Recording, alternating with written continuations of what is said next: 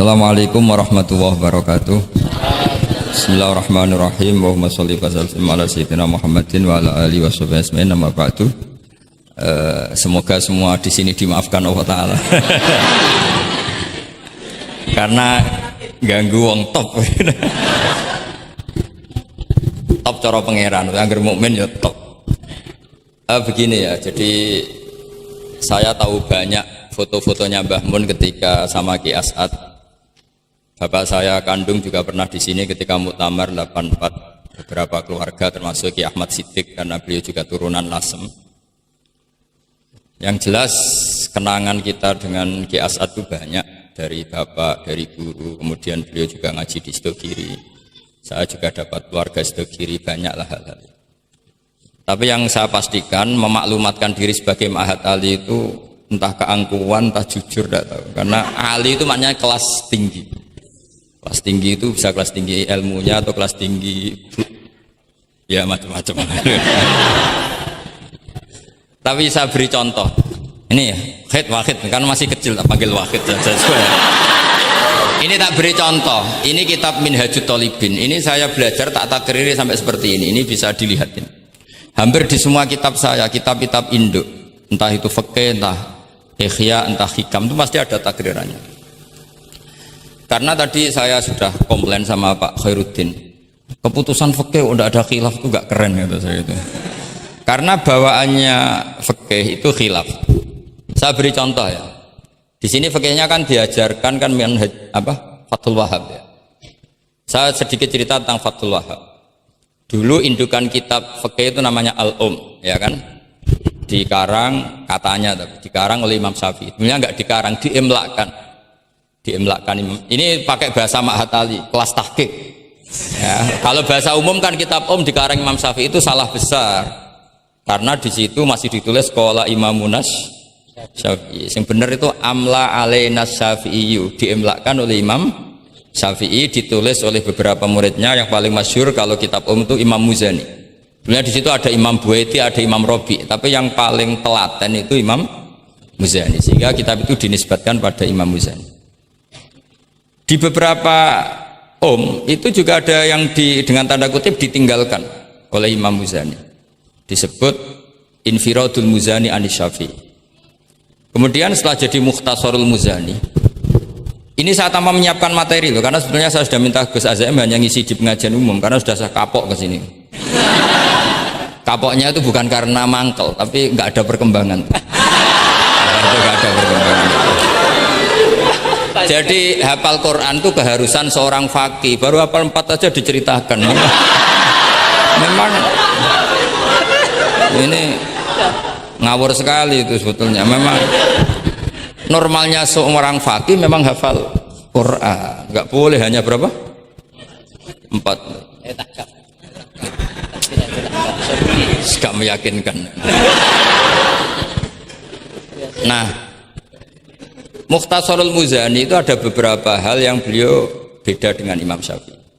Kemudian disarai namanya kitab Nihayatul Matlab fi Dirayatil Madhab oleh Imam Haramain. Saya punya kitabnya dan tak pelajari. Oh, ini maklumat. Bukan niat sombong, ini niat cerita fakta.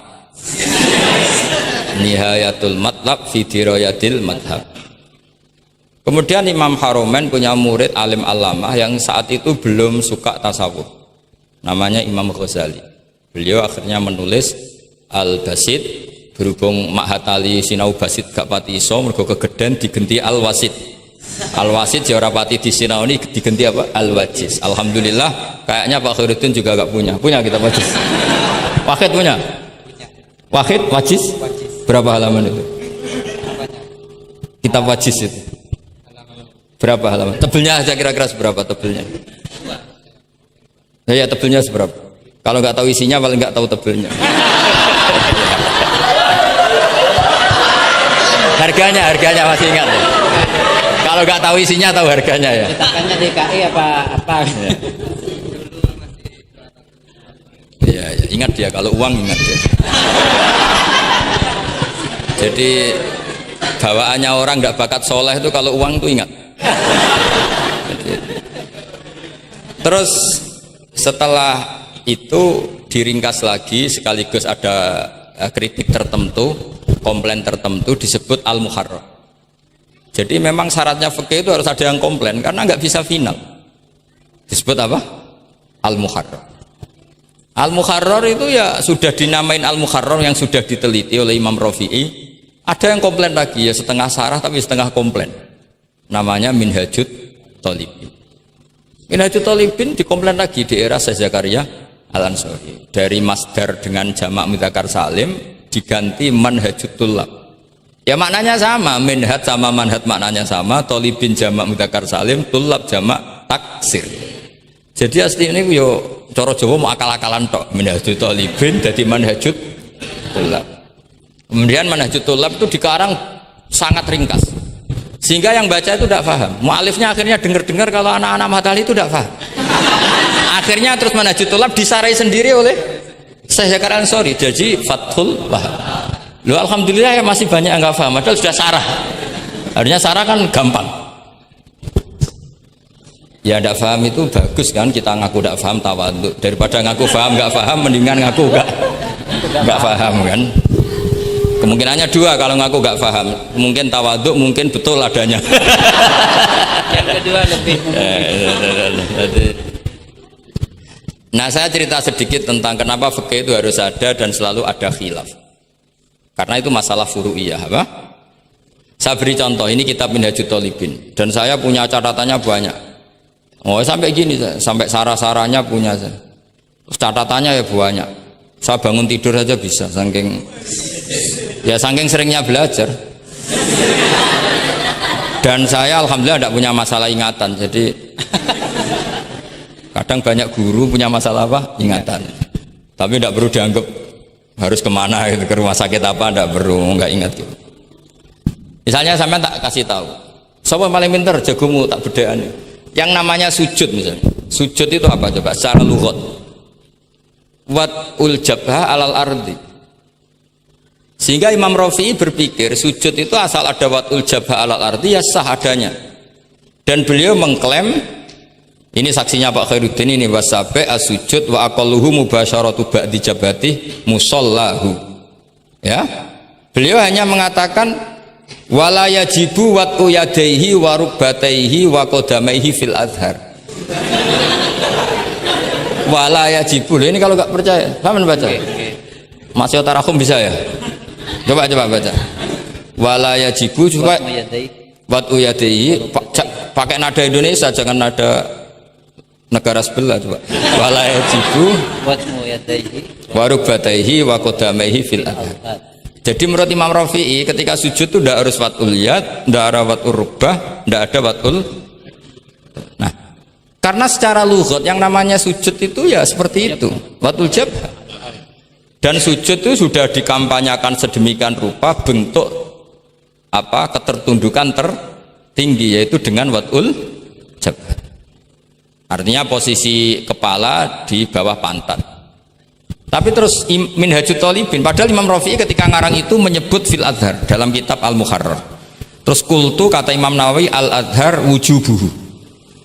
Ya masyhur kan karena Imam Nawawi berdasar riwayat umirtu an asjuda ala sabati al-zumin al-jabha wal yaden warubaten wal qadam. Saya baca lagi ya, umirtu an asjuda ala sabati al-zumin apa al-jabha wal yaden warubaten wal qadamen. Nah, andekan Imam Rafi'i ketemu Imam Nawawi, kamu ikut kubu siapa? Nawawi kan?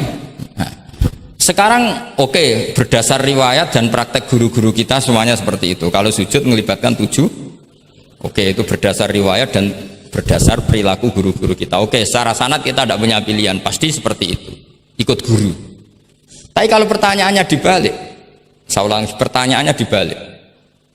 Min asbabir riddah itu adalah sujud lisonamin. Kira-kira kalau ada orang sujud hanya watul jabah lisonamin, sudah murtad apa belum? Murtad kan?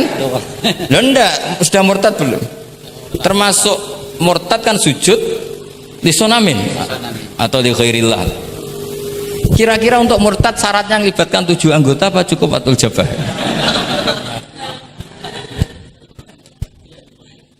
untuk sah menjadi murtad. Ndak, misalnya kamu, jangan kamu lah, kamu potongan ndak mungkin murtad, insya Allah lah. Misalnya ada orang murtad dengan cara murtad yang fi'li, contohnya apa? Kasujudin lisonamin. Murtad kan ingat masih ada 3 kan, i'tiqadi, qauli, fi'li. Yang fi'li contohnya kasujudin lisonamin. Untuk menjadi sah murtad itu nunggu 7 anggota apa salatul jabah? Enggak jawab aja, ngawur saja kak, biasanya aja. Udah enggak usah. Kan biasanya ngawur terus enggak apa-apa, masih anak-anak aja. Hati-hati aja tetap ngawur apalagi. Enggak, menurut kamu sudah murtad belum? Ya kan murtad kan? Artinya kalau itu sah untuk menjadi murtad, harusnya juga sah untuk menjadi sujud, karena sama-sama simbol. Sujud watul jabah fakot ya simbol takzim ke Allah setinggi-tingginya. Kenapa menjadi murtad? Karena ini simbol hormat kepada sonam setinggi. Sehingga Imam Rafi'i berpendapat sujud itu tidak harus melibatkan anggota 7. Ya kira-kira gitu lagi. Makanya tadi saya juga matur Mas Hasan, piye gurumu mbok kanyamu lah, guru keduren. Maca fikih ora ono khilaf iku fikih apa? Fikih ben seru itu harus ada khilaf. Ya ini sama yang baca supaya jadi seksi. Kalau menurut Imam Rafi'i seperti itu. Enggak, ya harus jadi wala yajibu ini. Enggak akan keliru. Tadi kan sudah tak baca. Wala yajibu wad'u yadayhi wa rukbatayhi wa qadamaihi fil adhar. Imam Rafi'i di Muharrar terus Qultu al-adhar wujubuhu. Nah, ya kan sama-sama bilang al-adhar. Imam Rafi'i bilang enggak wajib ya al-adhar. Imam Nawawi bilang wajib ya al-adhar. Kamu partai ditutup wallahu alam. Oh iya.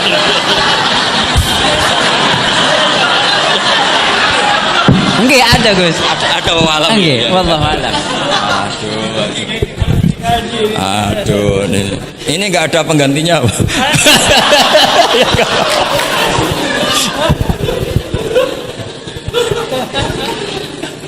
Jadi fikih itu mau tidak mau harus khilaf karena sudut pandangnya seperti itu. Misalnya sopan itu baik. Misalnya saya di sini, kiai kamu saking sopannya itu dodok mulai sana itu bagus. Tapi nak kiaimu apa kepleset terus kue sopan, sedang kiaimu kesemper lagi dok. Sehingga kita sebagai kiai itu mikir sopan itu bagus. Tapi kalau berlebihan kan tidak efektif kan? Cong aku pengen jedeng tuntun kayak kokono. Soal sini tuh kan deprok terus melaku ke sini. Jadi makanya ya kita harus ngeritik juga, sopan berlebihan juga akhirnya ada efektif.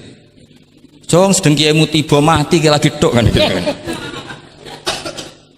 Nah, sekarang perempuan juga gitu. Mbak-mbak yang cantik tuh baik sopan apa baik tidak sopan? Baik tidak sopan. Karena kalau sopan sama Pak Wahid, ayu sopan, mesti eling terus raiso turu.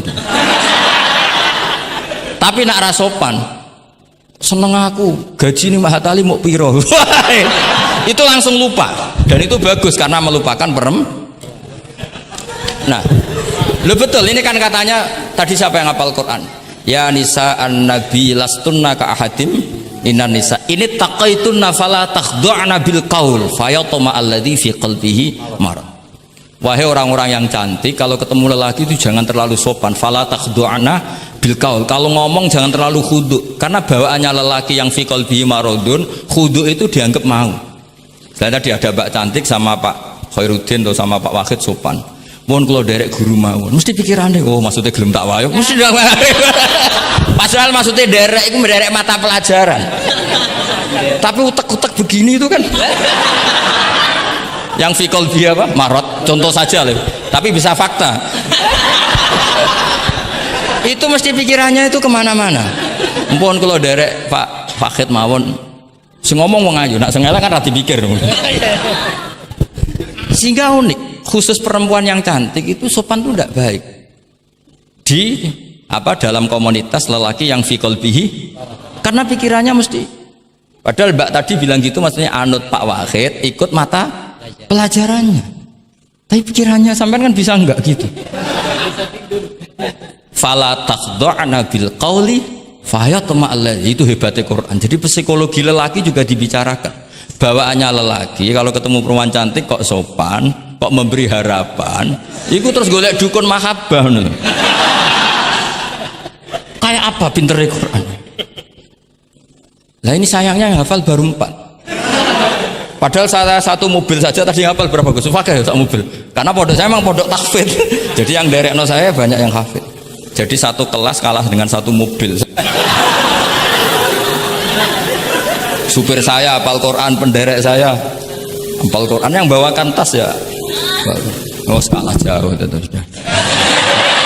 Yang satu kiai tidak hafal Quran. Iya, memang pondok saya pondok tahfidz karena memang pondok tahfidz. Jadi seperti itulah.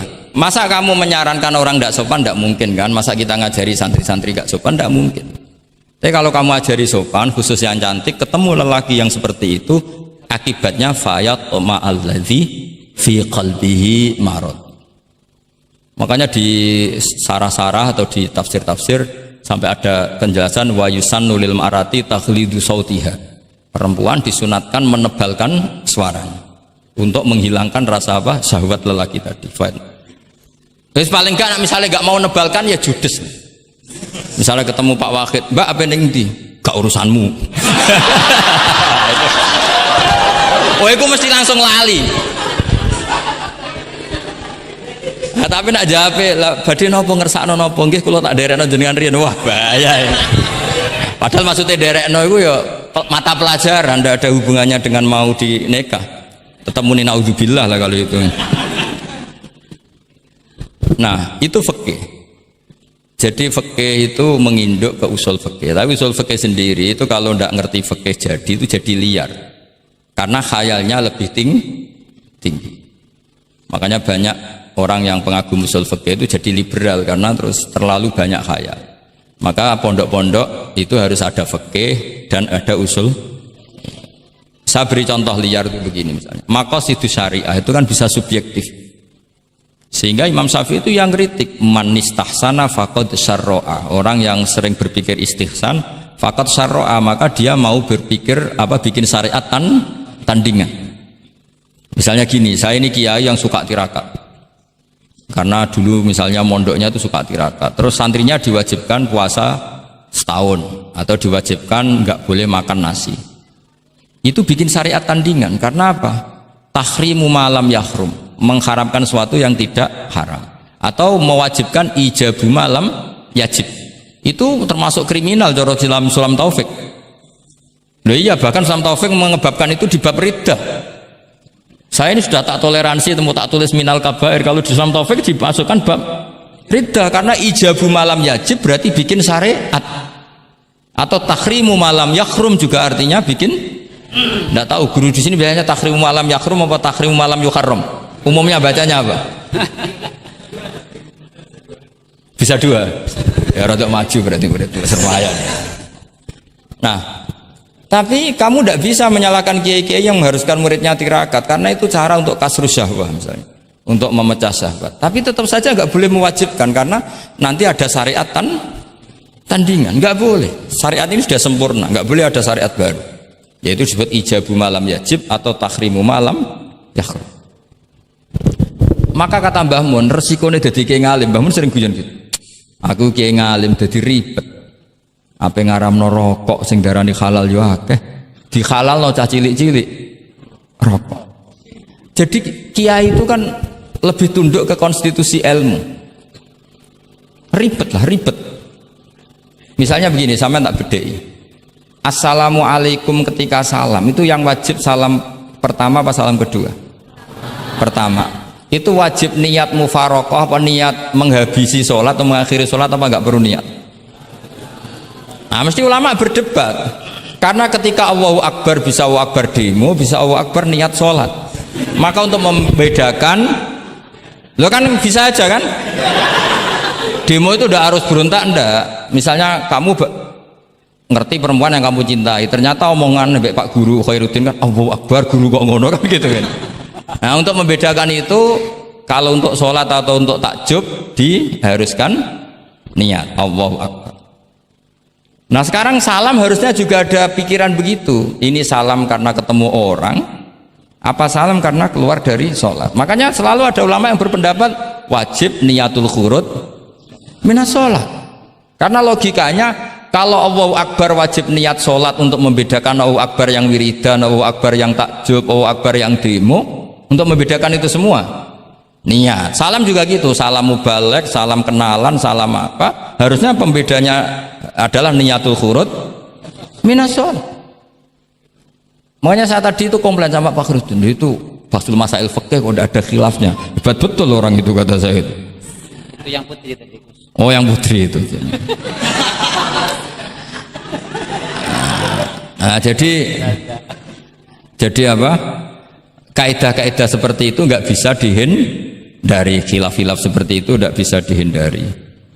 Ini saya baca ya, misalnya contoh-contoh yang itu mulai apa?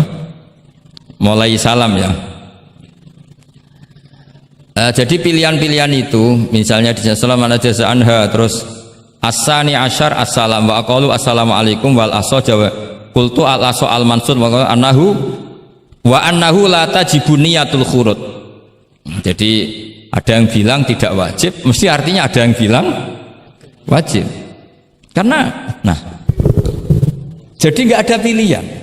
Setelah ada pembanding itu udah ada. Sekarang begini lagi. Ini yang ulama kadang-kadang ya nyuwun sewu, andekan kita ulama itu kadang ra cocok, tapi cocok ra cocok ya harus didengar, ini ngaji. Ulama fikih kadang ya sembrono, tapi kok muni ngono kualat aku. Saya ngomong aku wae. Nak darani iktidal, menamai iktidal itu ruknun qasirun ghairu maksud. Julus benas sajdatain atau jalsah itu kan ruknun qasir ghairu.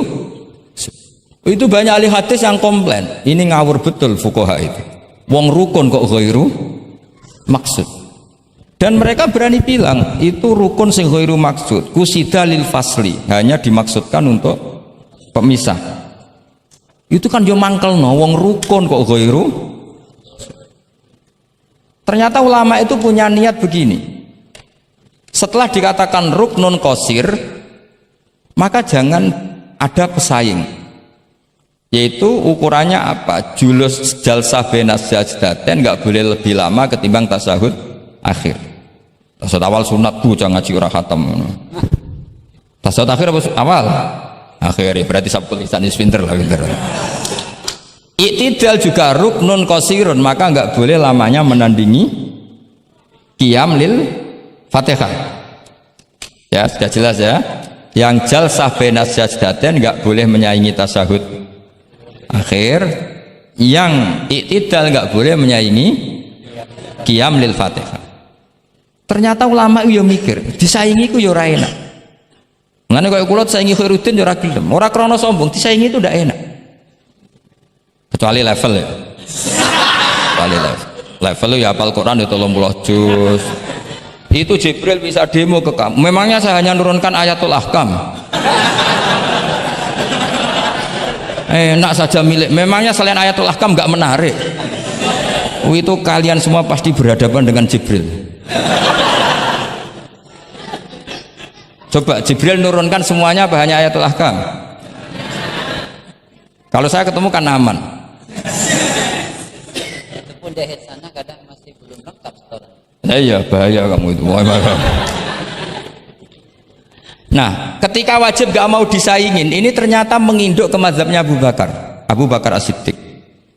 Di antara sifat Allah paling keren itu la syarikalah. Di mana-mana zat yang top itu gak mau saingan, dan itu normal karena memang gak ada yang setara dengan Allah. Suatu saat Abu Bakar itu pulang. Ini nanti saya cerita fikih banyak. Kamu pasti setelah ini tambah pinter, tak jamin ya. Bukan barokahnya saya lah, barokahnya Mbah Mun, barokahnya Mbah As'ad itu. Tapi kena ras sombong yang termasuk barokahku lah gitu ya. Kamu tidak sombong, tapi sombong juga gak apa-apa. Terus biasa salah, orang salah sombong salah liane. Abu Bakar pulang, di situ itu istrinya menyediakan beberapa makanan untuk sahur. Itu marah besar. Apa kamu mau menandingi Ramadan sehingga puasa sunat aja persiapannya seperti ini? Bahkan sebagian riwayat itu beliau memukuli kidrun, jadi itunya ada yang dirusak lah kira-kira gitu. Ini dengerin betul, nanti akibatnya di fikih.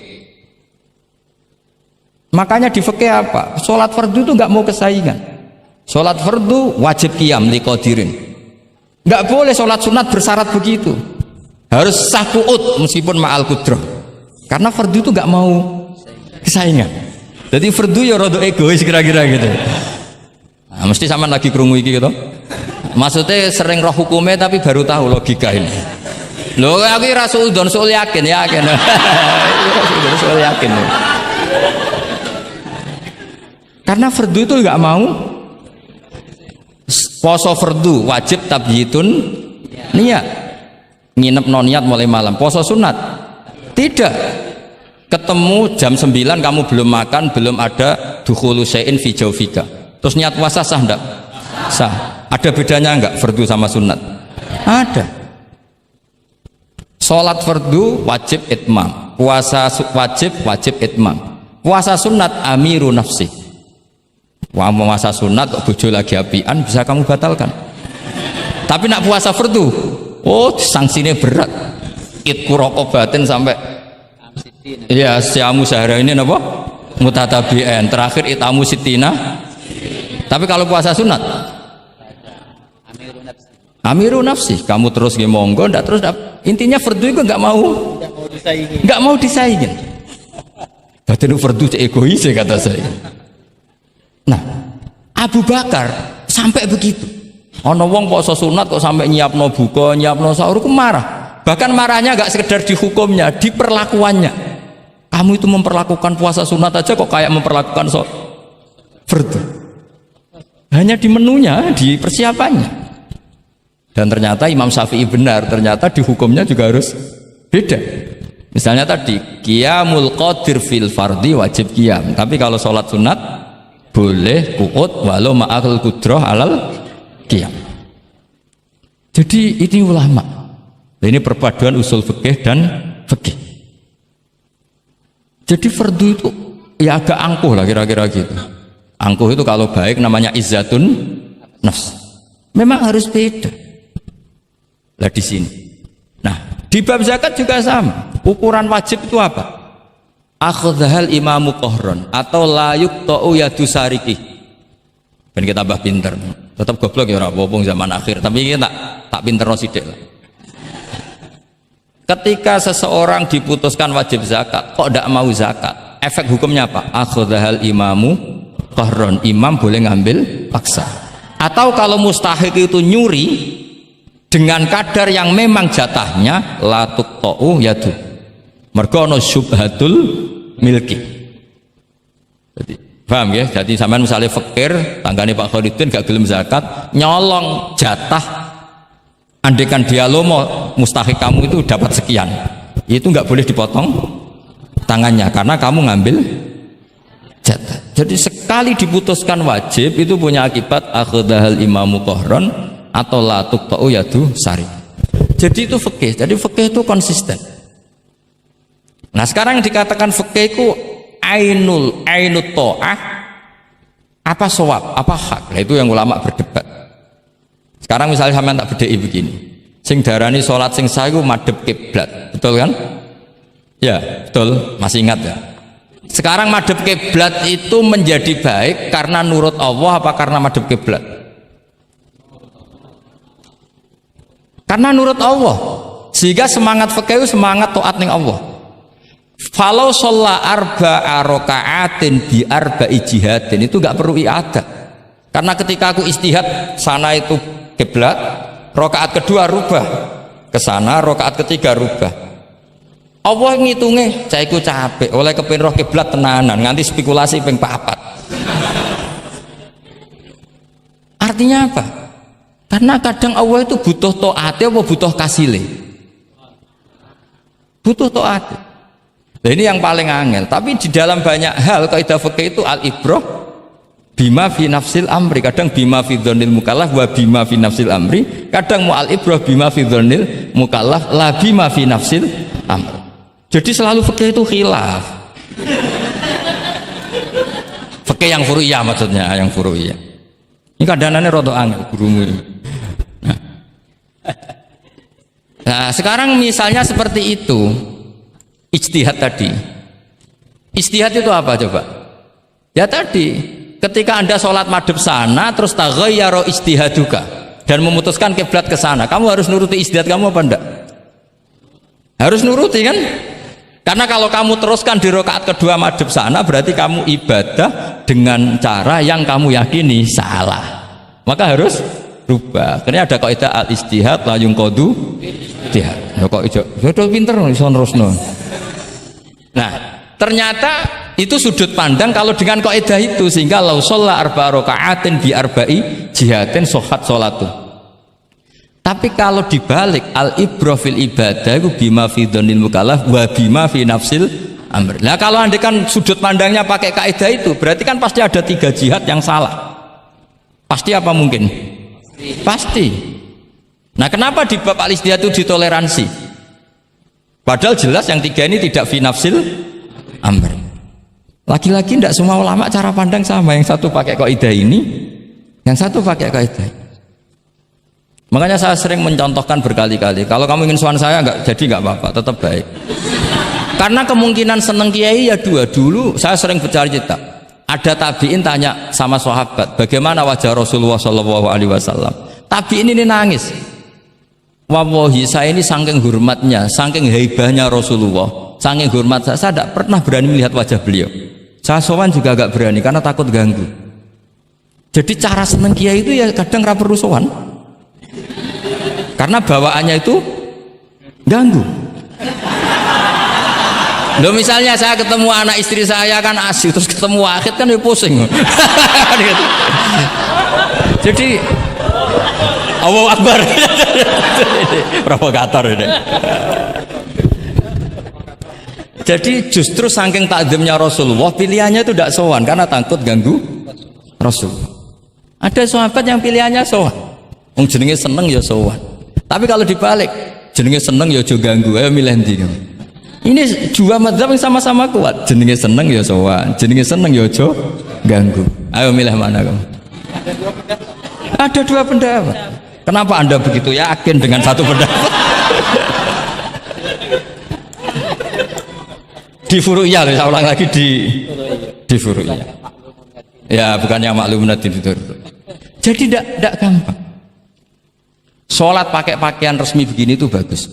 Pakai jubah, kamis, atau pakai hem, pakai sarung itu bagus. Tapi andaikan Nabi selalu sholat demikian, itu bahaya.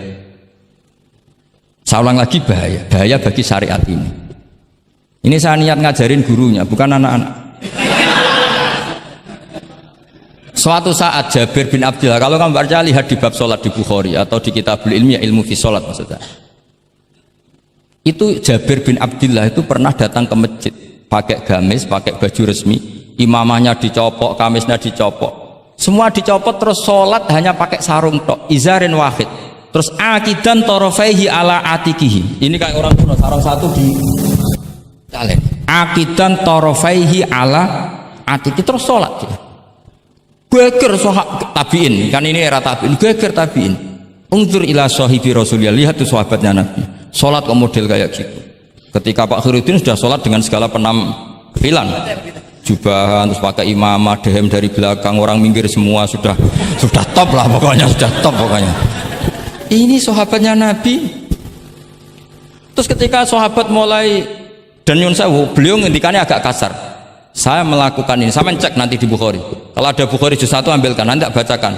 Apa cukup nanti tanya gurunya? Tanya saja nanti ya. Kalau 5 menit menemukan berarti dia sudah paham.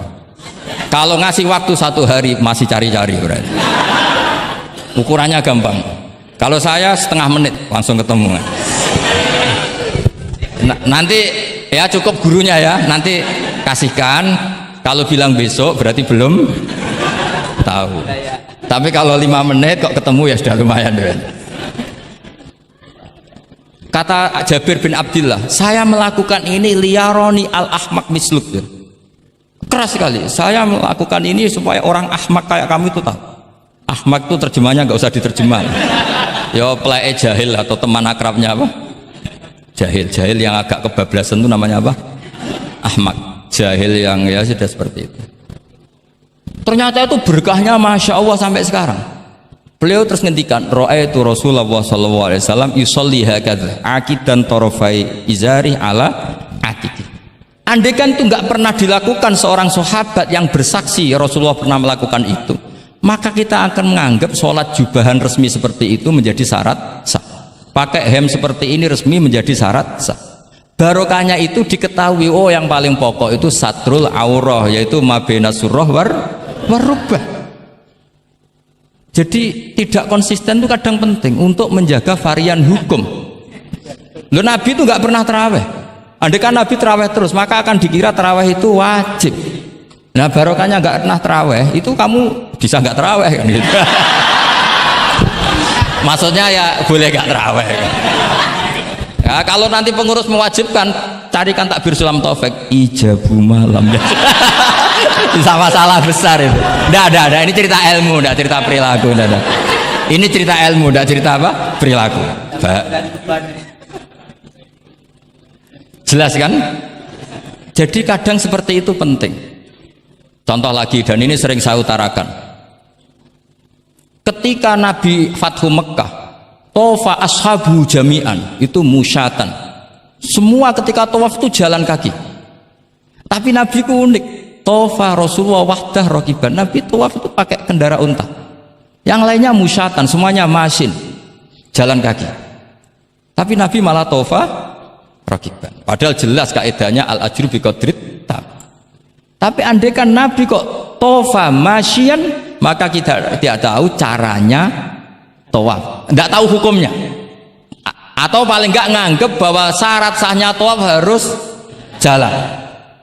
Tapi barokahnya Nabi tofa rokiban, akhirnya ada hukum, ternyata syarat sahnya tawaf tidak harus jalan, tapi boleh berkendara. Akhirnya kita tahu orang sepuh sedikit sholat tawaf pakai kursi roda, pakai macam-macam. Jadi semuanya itu berkah, perbedaan itu berkah. Tapi yang baca harus orang alim. Kalau orang yang fikal bi marot ya piye Nabi karep wong ya kon mlaku dene enak-enakan numpak. Ya ribet nek kena wong sing fikal bi maradun fazatahum wa marad. Jadi ribet ini Ustadz satu ini ribet. Termasuk subuh kesiangan. Ya subuh kesiangan ini contohnya kok kayak perilakunya. Ini Kiai Hasan contohnya kayak perilakunya. Sholat itu ada waktunya. Sekali waktunya habis, normalnya sudah tidak wajib, ya enggak? Kamu mau sekolah, selesainya jam 12, kamu bangun setengah 1, harus sekolah apa enggak usah? Karena momen sekali kelewat kan nggak bisa diulang kan? Normalnya sholat qadha itu tidak wajib, normalnya, karena momen waktunya sudah habis. Dan qadha normalnya juga nyuwun sewu haram. Normalnya, tapi berhubung Pak sering kodok terus bilang nggak haram kan? Karena yang kodok bukan hanya santrinya tapi apa? Gurunya. Tapi nyun sewu, Nabi itu tahu ditakdir kodok. Saya tidak bilang Nabi kodok, ditakdir kodok. Ini bedanya Nabi dengan kamu. Nabi pernah ditakdir kodok. Dan nyatanya Nabi tetap sholat. Akhirnya jadi syariat kodok itu tetap. Andai kan Nabi tidak pernah kodok, maka orang cara berpikir waktunya kan sudah habis, pasti malaikat bagian nyatet sudah gak ada. Lalu apa sholat wong sing nyatet wis tutup buku kan? Karena logika waktu itu kalau momennya kelewat ya sudah normalnya. Tapi agama ini tidak seperti itu. Berhubung Nabi pas kodok juga sholat, itu kayaknya juga jamaah ya. Wah itu yang ribet itu. Ya kan jamaah kan itu. Jamaah kan? Wah, aku nak bawa praktekno ning pondok. Separuh pondok kodok terus dimami Khairuddin sing komat wahid. Wah. Perkara kan? Nah, barokahnya ngerti kunut itu sunat, pura-pura ndak kunut. Akhirnya kayak orang baik kan? Yaitu mau melakukan sholat duha. Ini saya sedang sholat duha. Iya, akhirnya guru saya sedang sholat duha. Itu husnudon yang gioblok itu.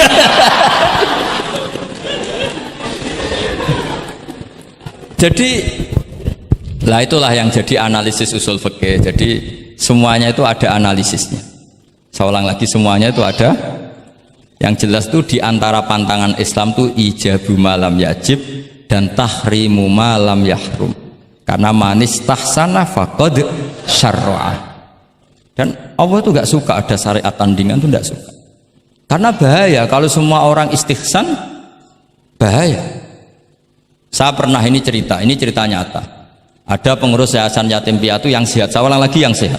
Sehat yayasannya, sehat apa keuangannya, sehat perilakunya. Datang ke saya minta doa, minta nasihat. Normalnya kan saya puji, tapi saya dingin saja. Saya bilang yayasan yatim piatu itu bagus, tapi lebih bagus lagi kalau dibiarkan. Karena anak-anak yatim ini kan milik keluarga. Setelah bapaknya mati, biasanya mbahnya ngerawat, Pak D, Pak Leknya ngerawat. Nah, dengan kamu ambil ke yayasan itu, dia tercerabut dari keluarga. Satu, Anda jangan merasa perilaku Anda atau solusi Anda atau amal Anda lebih baik. Bisa saja kalau di keluarga lebih.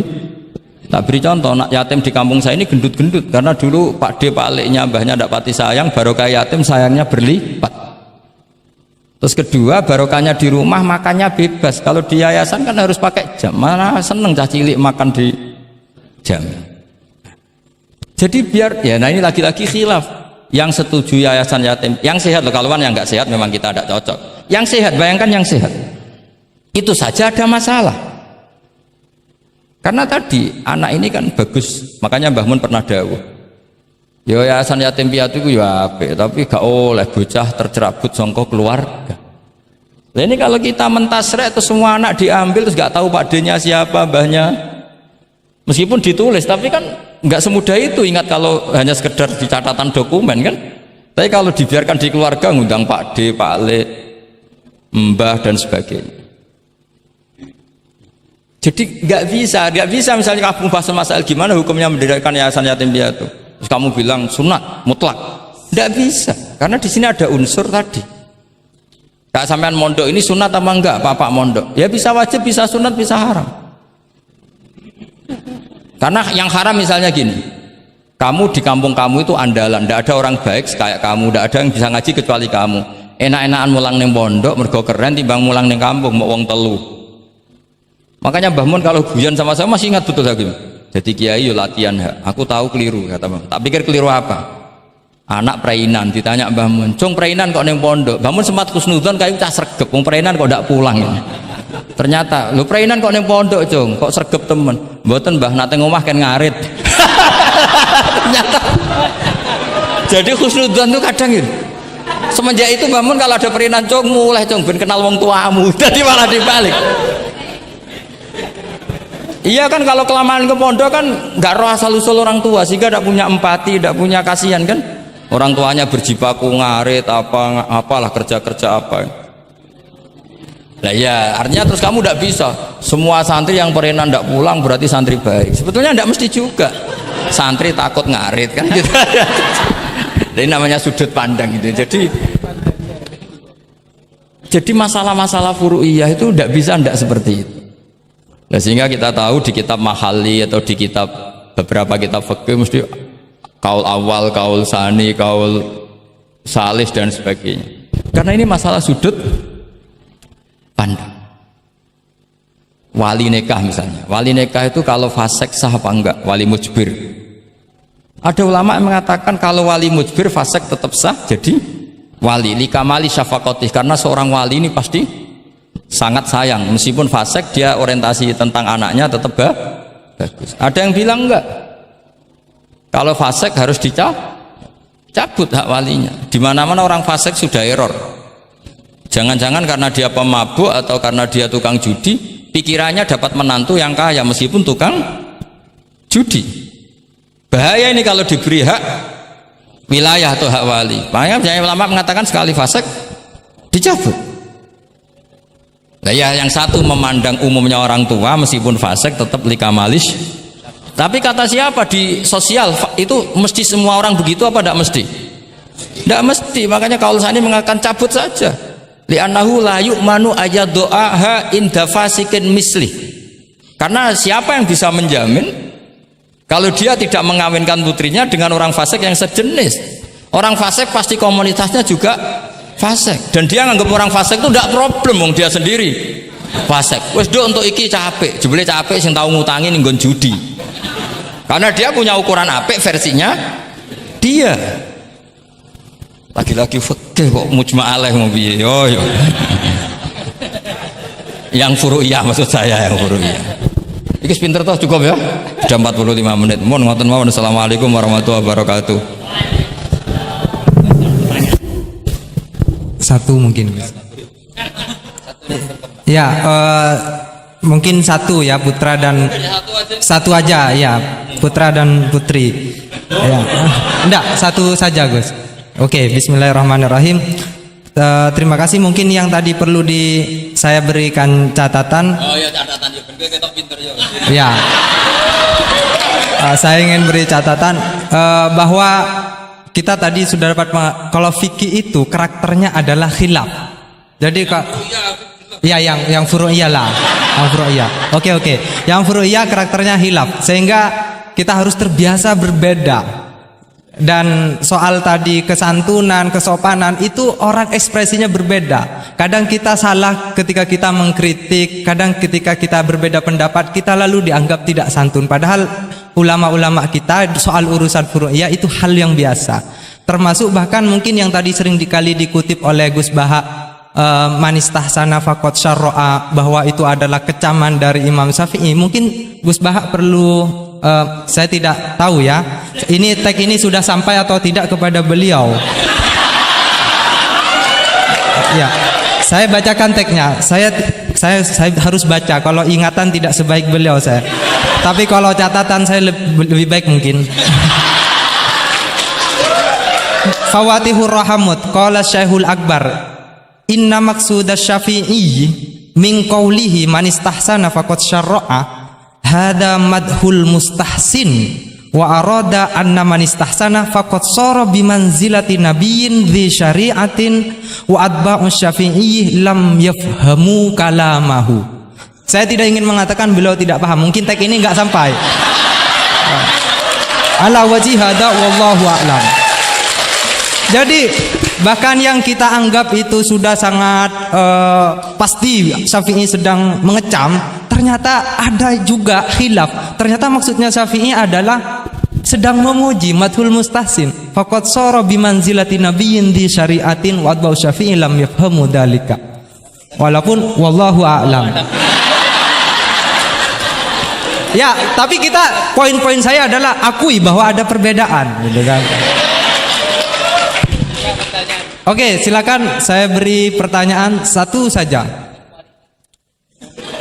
Oke, mungkin Ustadz Khairuddin bisa menentukan siapa? Saya Jaya yang menentukan.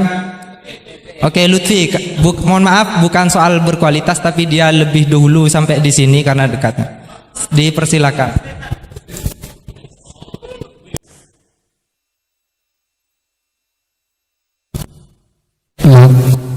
Assalamualaikum warahmatullahi wabarakatuh. Haji Ahmad Bahuddin Nur Salim atau yang lebih dikenal dengan Gus Baha yang saya takwimi, dan semua guru-guru saya yang saya hormati. Kita banyak mendengar tadi bahwa di dalam fikih yaitu furu'iyah itu sudah terbiasa terjadi khilaf di antara kalangan ulama. Ada satu redaksi yang bagi saya cukup ada satu yang menurut saya diantaranya di dalam Bujairami al-Khatib.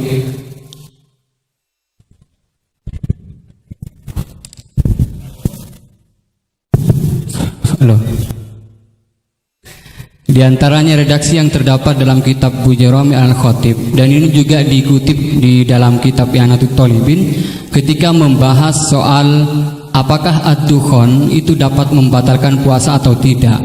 Dukhon yang dimaksud di sini adalah dukhon yang masyhur dengan kata at-tutun atau tembakau, atau dalam konteks sekarang mungkin rokok. Itu kan ulama sebetulnya berbeda pendapat, bukan hanya dalam apakah membatalkan puasa atau tidak, bahkan hukum rokoknya aja ulama sudah berbeda pendapat. Tetapi kemudian ada redaksi yang menarik bagi saya cukup muskil, yaitu beliau tiba-tiba mengatakan begini, la'anallahu man ahdatsahu, semoga Allah melaknat orang yang memproduksi rokok. Itu penting digarisbawahi. la'anallahu man ahdatsahu. Man ahdatsahu bukan man ista'malahu.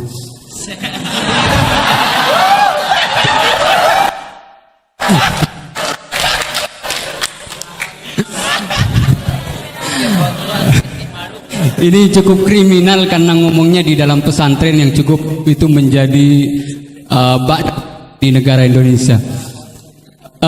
Kenapa ini ada laknat semacam ini? Karena katanya fa innahu minal bid'il qabihah. Tetapi maksud saya, kenapa ulama ini sampai melaknat padahal hukum rokok itu saja merupakan furu'iyah yang memang sudah sewajarnya terdapat khilaf. Sementara saya sebagai santri NU Tulen itu mengenal memiliki ulama-ulama yang atau kiai-kiai yang luas, yang bukan hanya tidak mau mencaci maki apalagi sampai melaknat, bahkan mengkafirkan pun itu merupakan pantangan. Sehingga pertanyaannya ini unik, setelah saya cek juga ada dalam kitab Kasyifatus Saja yang kita tahu itu pengarangnya orang Indonesia, walaupun mungkin NU belum hadir pada saat itu. Jadi pertanyaan saya untuk redaksi ini, apakah dalam syariat Islam atau fikih utamanya itu memang ada pembenarnya melaknat orang lain atau dalam tanda kutip mendoakan orang lain jelek? Mungkin hanya itu. Terima kasih. Wassalamualaikum warahmatullahi wabarakatuh. Ini jam berapa?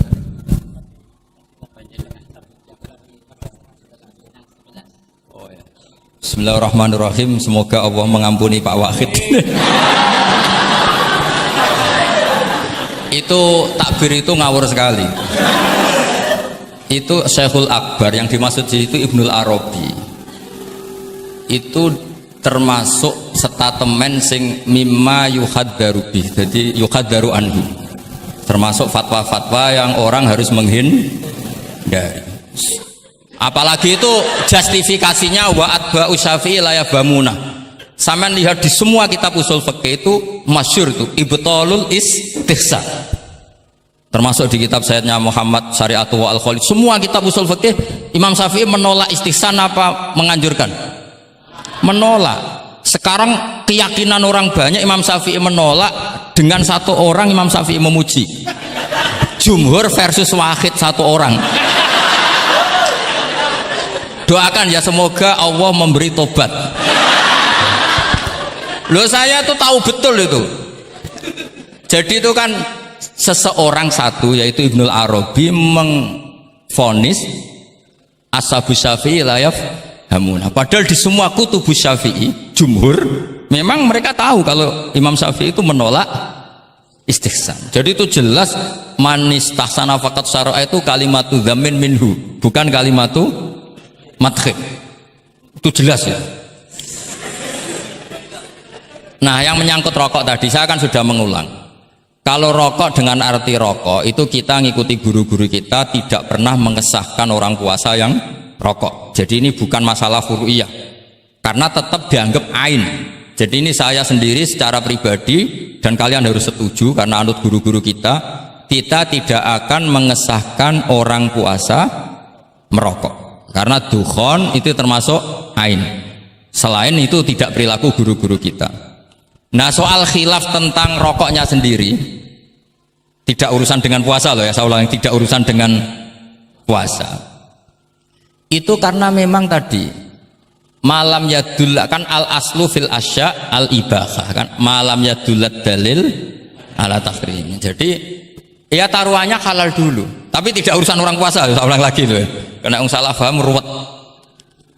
Nah, kalau masalah laknat tadi, laknat itu ibaratun anil bukhdi. Jadi tidak, laknat itu tidak harus yang orang itu harus kesampaian lah kira-kira. Jadi kalau sampean tanya hukumnya melaknat orang mukmin gimana? Jelas di Sulam Taufik laknul mukmin itu tidak boleh. Tapi manusia itu tidak cukup punya bahasa untuk mengekspresikan kebencian atau tidak suka. Kadang-kadang spontan terlontar kata apa? La'anahu. Jadi itu hal-hal yang bawaan sabkul lisan. Itu kan sama dengan orang Arab bilang la wawah, karena nggak bisa dihindari. Makanya di bab tolak, dengerin ya, bab apa? Ketika seorang suami marah sama istri terus bilang gini, lasti bizaujati, kamu itu tidak istri saya itu tidak dimasukkan sharihut tolak, tapi masih dimasukkan kinayatut tolak. Karena maksudnya lelaki ketika sadar tadi, kamu seperti ini tidak seharusnya, seakan-akan perilaku kamu tidak perilaku seorang istri, sehingga itu tidak dimasukkan sharihut tolak, tapi dimasukkan, padahal kalimatnya jelas, kamu tidak istri saya. Tapi itu kan bawaan emosi. Itu kan seperti kiai baru duka, ora santriku nak sing penggaweane kodok. Nah sekali-kali kiai ini takut, terus kalau santri ini tiang lintu, yo ora ngawur karena ya ora trimo nak santri ini dipek wong liya kan gitu. Pasti juga gak terima kan kalau diakui orang lain. Sama ketika kamu marah sama istri kamu cantik, lasti bisa ujati, terus bojomu takut, berarti aku bojone wong liya, ojo ngawur. Kan Yeman juga kan, eman kan. Jadi makanya di semua hukum itu selalu kalau masalah ungkapan kalimat itu kira-kira yang mirip la yu'akhidukum wa billaghwi fi aimanikum, karena bawaan kalimat spontan itu pasti ada. Makanya dulu ada sahabat yang nyuwun sewu Nabi ngendikan papa gitu, terus agak terganggu itu, padahal Nabi ngendikannya ya spontan, tapi tidak sampai laknatullah. Akhirnya Nabi, "Dah kamu tidak usah susah. Fa'ayul muslimina adaituhu aw sababtuhu aw syatamtuhu wa laysa dzalika ahlan wa la ahlan lidzalik apa faj'al dzalika kafaratau wa zakatau wa ajra." Jadi apa ya, bawaan spontan itu pasti ada. Ya saya ulang lagi ya, ini yang kembali ke takbir tadi. Itu bahaya betul tuh. Jadi Ibnul Arabi itu termasuk tulisan-tulisannya mimma yuhadzaru anhu. Ya pernah dengar toh? Lah yang dimaksud Syekhul Akbar itu kan Ibnul Arabi kan? Saya sangat tahu. Jadi ukurannya itu jumhur. Semua ulama Syafi'iyah, semua al-usuliyun itu mesti menceritakan apa? Imam Syafi'i tidak percaya atau tidak setuju ada istihsan. Masa orang banyak ini kamu salahkan demi statement orang satu? Idza ikhtalafal jumhur wal fardu quddima jauh. Ya semoga ini tobat, enggak ya enggak apa-apa. Tapi memang bagus lah. Artinya dia mengungkapkan takbir sudah bagus, lumayan lah, cara Quran itu. Tapi ya musuhnya jangan saya tetap.